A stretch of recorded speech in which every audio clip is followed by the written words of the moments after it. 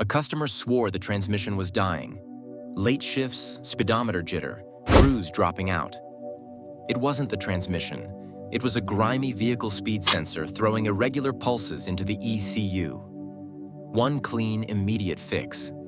That's the pattern we'll uncover with 13 hidden sensors that actually kill your car.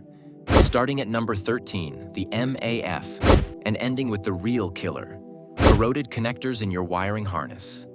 Along the way, we'll show how an O2 sensor turns sluggish, why a MAP's tiny vacuum path lies, and how a simple ECU reset solves most of it. Why does a car drop 10 to 20% in fuel economy with no warning light, no obvious miss, and an idle that seems fine? That's the first clue in our diagnostic mystery framework, and it starts our countdown at number 13, the MAF. This sensor uses a heated wire to measure air. When that wire picks up a film of oil mist and dust, it doesn't cool the way it should, so the reading drifts. The ECU trusts it completely, so the fueling strategy drifts with it. You feel it as a car that's okay at stoplights but lazy when you ask for power, and you end up chasing parts that were never the problem. Here's what that looks like from the driver's seat. Under load, there's a soft hesitation right when you lean into the throttle. The idle may wander in tiny swings, then settle. The mid-range feels flat, like the engine is a size smaller than it used to be. You scan it and find trims that don't make sense. Before you replace anything, pull the MAF and clean it with an actual MAF safe spray. Don't touch the element. Don't blow it with compressed air, and let it dry completely before reinstalling. That single step often wakes up fuel trims and throttle response within minutes. Why does a little oil film cause so much trouble? The wire works by shedding heat into the airstream. Oil vapor from the PCV system and residue from oiled filters act like a blanket, changing heat transfer. The wire stays hotter than the ECU expects for a given airflow, so it reports less air than you're actually pulling in. The ECU trims fuel to match the lie, and you pay for it at the pump without a code. Now number 12, MAPI. The sensor itself is usually fine. The problem is the vacuum path that feeds it. A cracked hose, a brittle elbow, or a carbon-choked port changes the pressure signal. The ECU reads false load, then adjusts fuel and timing based on a world that doesn't exist. You'll see rich or lean codes like P0171, P0172, or P0175, along with MAP-specific codes such as P0105 through P0108 when the signal goes out of range. Use live data. At a healthy idle, expect roughly 25 to 30 kilopascals, and at wide-open throttle, near 95 to 100 kilopascals. If the numbers don't line up with engine behavior, trace the hose, clean the port, and reseat the fittings. At number 11, the O2 sensor, the eyes of the system, starts to blink in slow motion. Contamination from poor fuel, oil burning, or silicone residues doesn't always kill it outright. It delays switching. That lag means the ECU keeps the mixture slightly rich or lean longer than it should. Fuel burns without giving you power, and idle gets a faint wobble you can't pin down. Replace a tired sensor or clean when appropriate, and the change shows up fast. Trims react quicker, mileage pops back a few points, and the idle smooths out. That's your mini win. And it points to a bigger truth. Timing control relies on clean, accurate position data just as much as fueling does. Before we jump there, 2 more air temp and coolant inputs quietly tilt the table. A sticky IAT at number 7 drifts when it's coated. It responds slowly to heat changes, so the ECU's density math is off. On hot days, you'll hear light pinging and feel a small power drop. After a heat soak, the idle may stumble before recovering. Then the ECT at number 6 plays its own trick.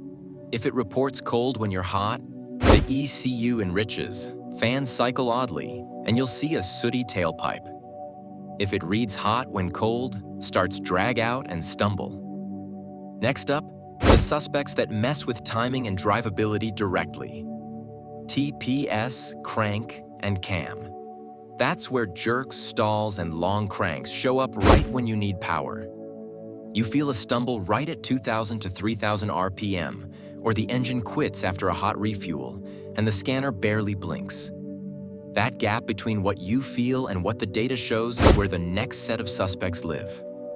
We're starting with number 10, the throttle position sensor. When the resistive track inside gets dirty or worn, the voltage doesn't rise smoothly. It jitters. The ECU reads that as a twitchy throttle angle, so fuel and spark timing slip out of sync. You press the pedal a hair and the car surges, or you hold a steady speed and it starts to hunt.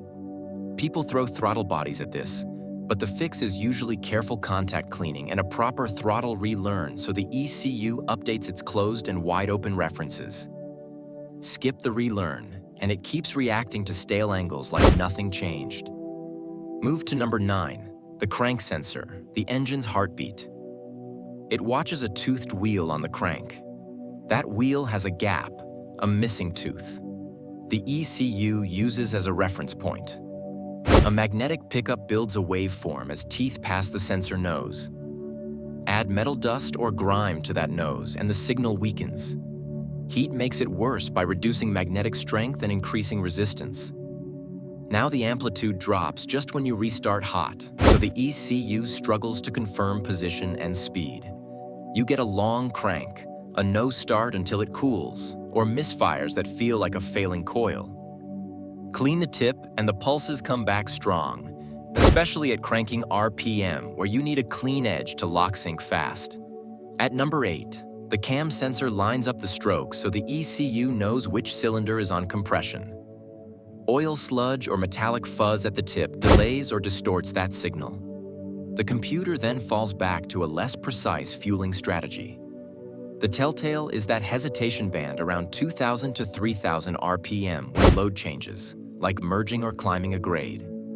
Clean the sensor face, clear the residue, and the sync event lands where it should, smoothing the transition through that range. Now to the air temperature input at number 7. When the intake air temperature sensor gets coded, it reacts slowly to real temperature changes.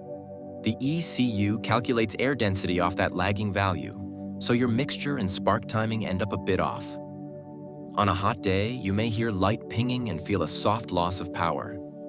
Here's the payoff for this block of suspects: clean contacts, clean sensor tips, correct torque on reinstalled parts, and the right relearn procedures bring throttle clarity back, shorten hot starts, and settle long-term trims.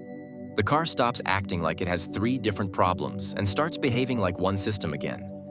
And if the next weird symptom is sloppy shifts, cruise dropping, or a nervous speedometer, don't jump to a rebuild, because the drivetrain twist is coming from sensors that set shift timing.